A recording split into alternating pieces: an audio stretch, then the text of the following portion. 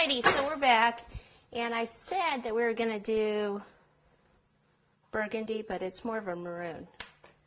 Maroon has more red in it. Burgundy has a little bit more purple in it. That's the difference. This is some dusting. It's a luster dust called claret. It's kind of a rusty color.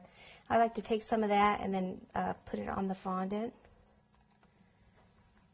kind of here and there, just to kind of give it more of the fabric-y kind of look.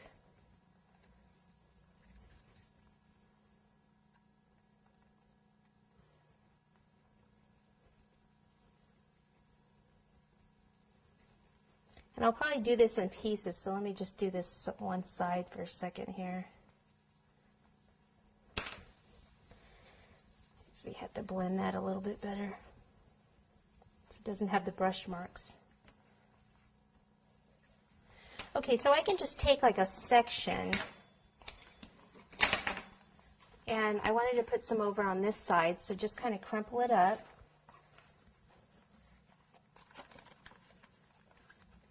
Okay, again, it's just like cloth around, just to give it more color. And this color ties in with what the photo is that's on the Bible.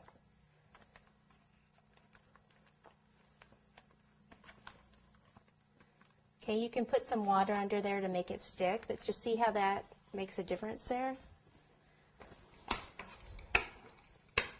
Piece over here on the other side.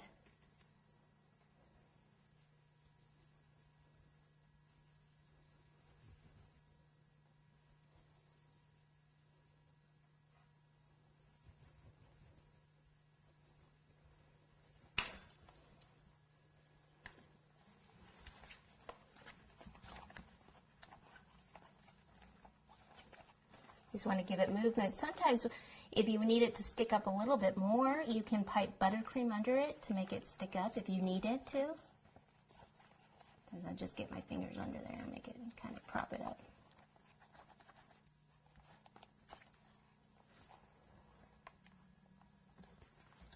Okay.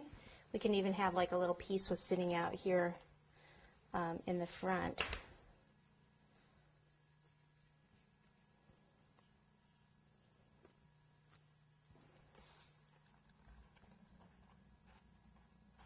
Maybe I want to pick this up and put it underneath.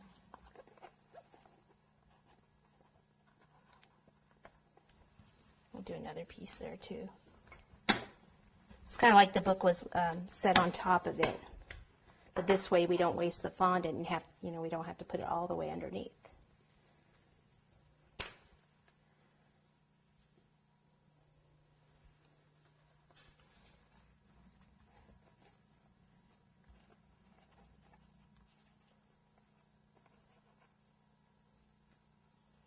I'll put that back. There you go. That just makes that stand out a little bit more, doesn't it? Yes, it does. Uh-huh. All right, there we go. I think it's all set. That's all I needed, just something to pop it. Cameraman Scott here had a great idea. He said put a few candles, like different size candles, maybe with gold candlesticks up, even on the board or next to it, maybe a gold chalice or something. And you've got a beautiful presentation.